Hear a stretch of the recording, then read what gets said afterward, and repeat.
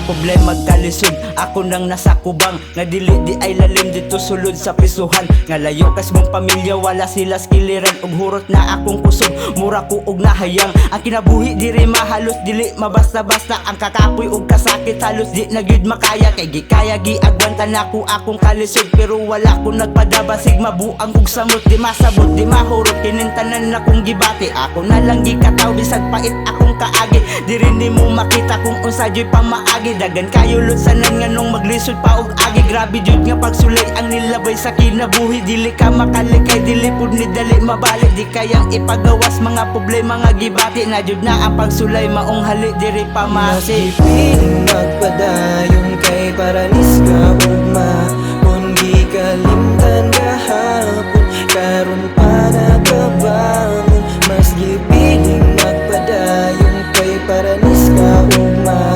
Kung di kalimtan kahapon karon pa nakabangon. Sani karon nakagawas na kud ako kaayog ngisi. Kalipay pud makita nga si mama nga mungisi. Mga bugat nga gibati sa sulod na ko na sir. Nga mas lahi gyud ang kalipay makabalik na kas pamuyan. Di mabuyan ang kamot ni mama tungod sa kamingaw. Sa sulod og mingawon ipaagi lang sa lingaw.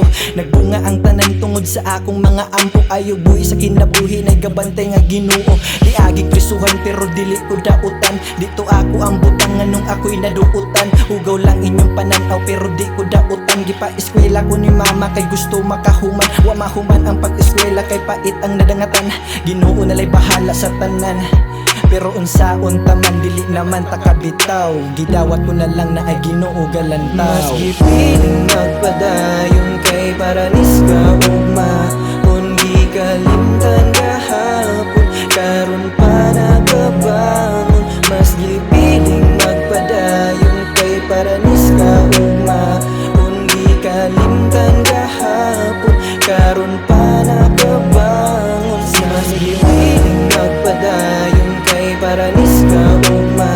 Kung di kalimtan kahapon karon pa nakabangon. Mas gipiling magpadayon kay paranis ka ugma. Kung di kalimtan